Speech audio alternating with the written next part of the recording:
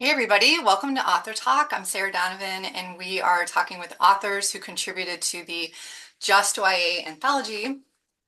That is an open education resource on Oklahoma State University's website, but also available as a paperback if you want it.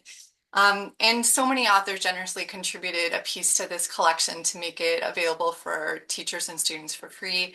And they're being even more generous by making time to talk with me about their pieces. So today we have Dr. David Schaafsma with us. Welcome, Dave. Will you tell us where you are in the world and a little bit about you? Hi, I'm Dave Schaafsma. Thanks for listening. Those of you who are listening, I am in my 50th year of teaching, and the current gig that I have is director of English education at University of Illinois at Chicago, where I teach methods classes, and this semester I teach literature classes, and uh, and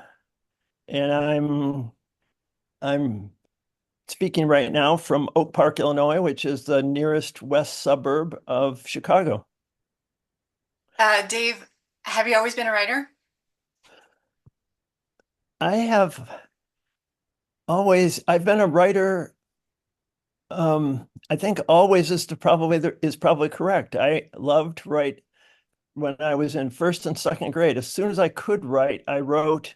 I liked to write, and I liked to write stories. And I had a neighborhood club that the Dickinson Street Boys Club did a lot of sports activities together, but we also did a story writing occasion that I ran, and that must have been third or fourth grade. And I won like a seventh grade Western Michigan short story contest and 10th grade, so and I published in college and in my 20s. And then I'm still writing. Yeah. Yeah. So yes, my whole life. Love it. I didn't know that story. That's a great. Well, today I'm going to invite you to read your piece that you contributed to the anthology. You know, how did you make the decision to send this in? I know I reached out to a bunch of people and invited them to submit, but how did you make the decision to contribute to the anthology? Well, at first, I didn't know how many stories I considered that I didn't know how many stories I had that were that could be read on the middle school level. Um, you know, and how many I had that could be read on the high school level.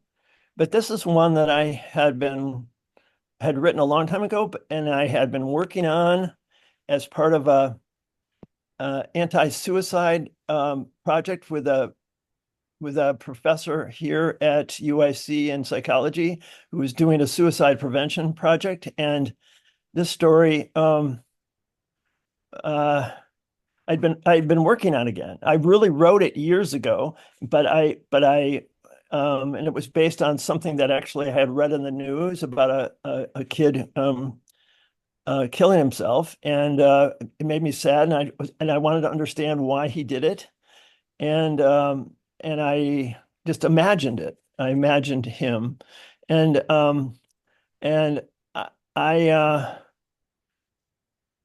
I thought I could use this story if I changed it to make it more um, positive for younger people to read. In the first instance that I'd written the story, he actually does kill himself, and I didn't think that I could use that in school. And we agreed that it couldn't be used in a suicide prevention project, and I didn't think it would be useful to use in a YA book. And so I never thought that I would submit it that way. I wanted him to make a different decision. I wanted to show how a person who was depressed might choose life. And I thought the story was much longer, but I condensed it to what I thought would be a kind of essence.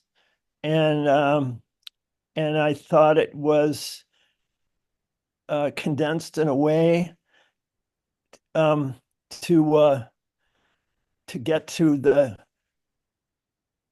hopefulness that I wanted to convey in it for people who were suffering from depression and anxiety, which I think is such a common thing right now. Yeah.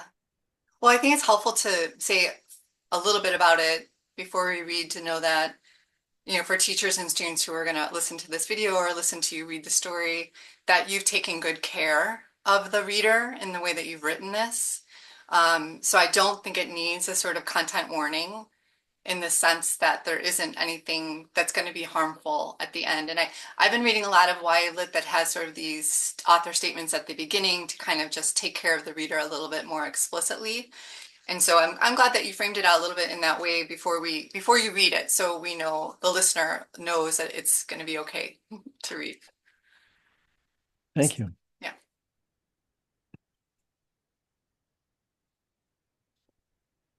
The Stillness of Flight. When Greg found the dead sparrow on the sidewalk in front of his house, he stopped, knelt on both knees, and paused, waiting for it to spring to life. Setting his backpack down, he closed his eyes, shut them tight, and pressed the heels of his palms hard against his thighs. He moved as slowly and as little as possible. He willed the bird to move. He opened his eyes and watched the small breast for breath.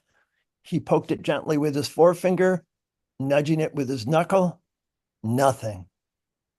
After a few moments, resigned, he cupped the bird with his two hands, raised it up as if it were a delicate flower, and carried it behind his garage. With his fingers and then a pen from his backpack, he scratched at the cold November topsoil, dug the grave a little more than a fistful deep, and pressed the soil over the bird with his palms. When he returned to pick up his backpack, he noticed his mother watching him from the kitchen window as he approached the house. She was expecting him home, after school.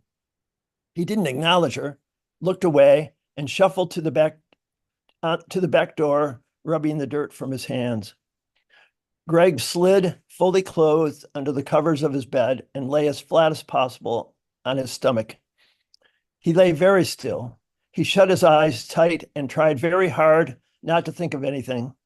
This was always impossible, of course. Honking horns from the street or his mother's insistent call to supper, always these intrusions. But in recent months, he had been making a serious attempt anyway, each day after school. Many times since last spring, he had not gone to school, huddling under the sheets in his bed behind his tightly closed door. He ached to stop up his eyes, his ears, the nerve endings lying close under his skin, and to slow the steady pounding of the blood in his brain. If he lay very still, he could imagine the shrinking going on, the lump of himself under the blanket, like dough set to rise, seemed to be gradually deflating, as if it had been disrupted by a sudden jolt, losing shape and form, no longer to rise. He had the willpower to do it. He was confident of that. Even now, he could almost shut it all out. It was his mother who had encouraged him to explore birds, seeing his initial interest. She helped him identify different birds in the neighborhood. She helped him choose books from the library on birds of the Midwest. He began to study their various songs, their flight patterns, their differences. The floating of wings on air, seemingly so effortless, was really stillness, Greg thought. It was the illusion of motion to mere humans craning their necks from the ground. Inside, the birds were still, Greg knew. He watched them rise and dive. He admired their quick darting escapes and their tremendous explosive power. And yet he knew they were somehow still. From the gradual slope of his roof, he had often watched the birds resting in the great dark oak tree in the side yard next to his house. From the edge of the roof, he felt he could almost touch them. Sometimes he stretched out a hand as if to measure the distance that separated him from the nearest tip of the nearest branch. Less than 15 feet away, a branch sturdy enough to bear his weight reached out to him. The drop between the room and the branch was over 2 stories to the concrete driveway that separated from the house from the yard. That separated the house from the yard. Imagining that leap nearly froze him with fear and delight. The skittish birds sometimes watched him warily, hopping from branch to branch. He sat as quietly as possible, motionless, so they might trust him. Each day he felt closer to them. When the birds flew, dark flecks against the blue sky, darting explosions of fluttering motion, Greg would watch them, imagining himself soaring with them as far as he could see them fly. He opened the door to the back porch and noticed it was getting late. It must be nearly 9, he thought. He observed the light of the pale moon rising and the fainter surrounding stars. He took a deep breath, steadied his feet on the ladder, gripped the rungs firmly, and hoisted himself up on the roof. How could any merely human beings know what it meant to fly? Greg stood firmly on the roof and tested his weight on the edge to determine how much it would give if he thrust out from it. He paced a few feet back from the edge, bending his knees several times, bouncing on his toes, flexing his arms, twisting his shoulders, arching his back, an acrobat poised for the swing. He found it difficult to steady himself. He trembled a little, feeling sweat crawl down the back of his neck. He tried to shut it all out, all of it. He shut his eyes tight and used all the willpower he could summon. But then he thought of the bird, the sparrow he had buried. He sat down and hugged his knees. He thought how it was that the bird may have died, the horrifying crash, the end of it all. And he opened his eyes. He went inside, trying to decide what to do. And then he saw the bird seed package his mother must have left out for him. He sat on his bed, considering. He got up and walked out to the roof again. He opened the package and began to scatter seeds all around him as far as he could reach with both hands, and sat down, putting some seed in both hands, his arms outstretched, closing his eyes. Maybe this was better. He heard a goldfinch to his left come close to the roof and fly to a tree nearby. He sat as still as he could and waited. Thank you. Thanks, Dave. I wonder, as you read it aloud, and I imagine you probably haven't read it aloud a ton, what sort of strikes you as you're sort of embodying all of these, the words on the page for us?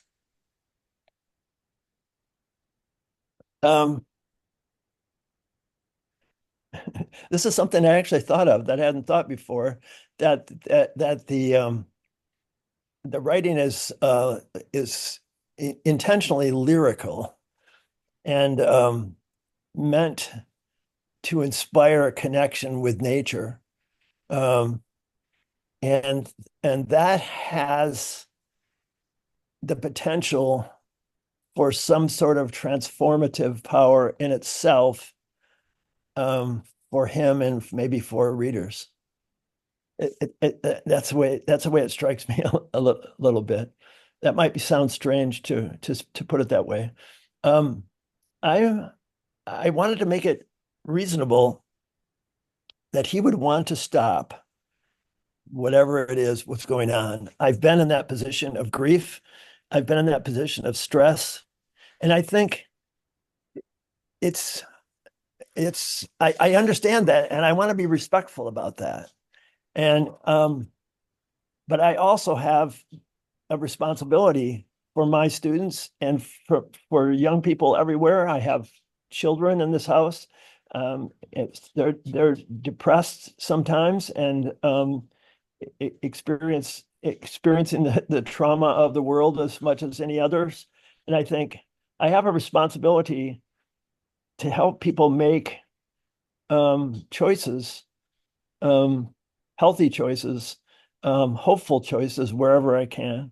And I feel like this moves in that direction without being too sentimental or too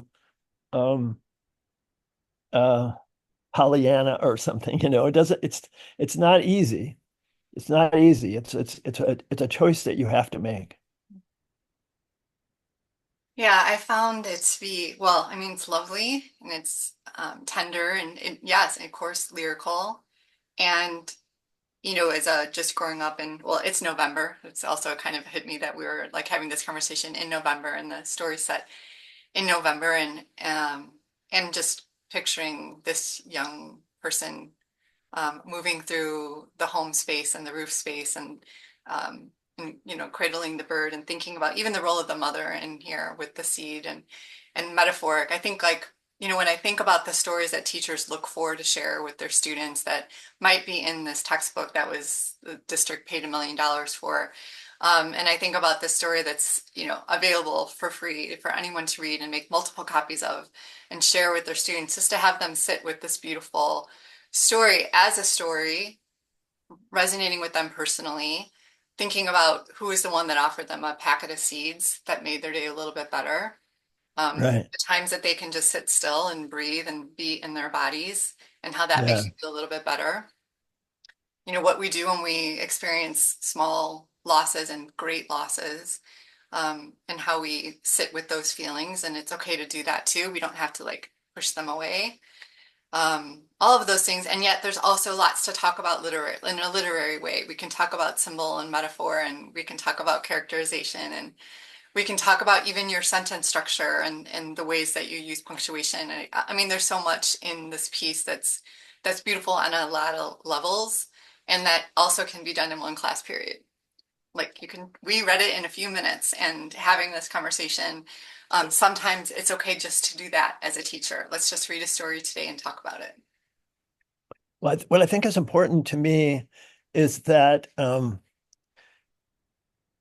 well, so much testing focuses on the structure and metaphor, figurative language, story structure, Freitag's pyramid, and all of those kind of things. I as a story reader and as a story writer, I want to push back against that sort of important but ultimately superficial approach to literature. And say, I'm not sure how you could talk about the story without asking how people are doing, Mm, and like you say, that's perfect to say, who's giving you seeds? Is there anyone? Is it possible that nobody's giving you seeds? Like,